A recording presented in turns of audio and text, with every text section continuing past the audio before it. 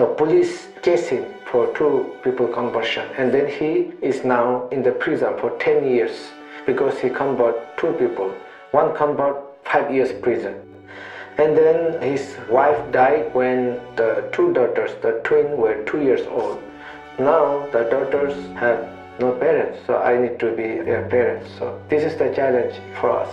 It is really heavy a challenge for us.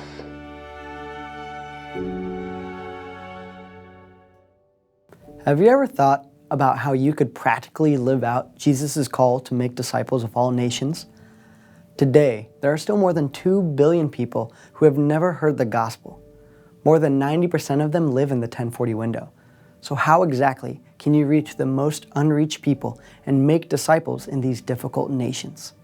Unfortunately, the vast majority of these 2 billion unreached people living in the 1040 window live in countries where it is either illegal to preach the gospel publicly or for a person to convert to Christianity. Many of these countries have anti-conversion, evangelism, and blasphemy laws that make sharing the gospel very difficult. This is why our indigenous ministry partners have learned that one of the very best ways to share God's love in these hard places is through holistic relational evangelism. Our ministry partners utilize community health evangelism, vocational training, microfinance, and developmental projects as a way of tangibly sharing God's love, which builds trust and creates an opening for the gospel message. It's not easy work.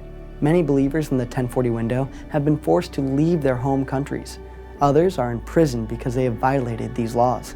And others face heavy fines and crippling regulations from watchful and oppressive governments. But the good news cannot be contained, and God's love continues to spread as we come alongside these courageous believers. You can play an essential part in reaching the unreached in these hard places by giving 40% of one day's income to the people living in the 1040 window. Together, we can build the church in the least reached places through 40 for the 1040.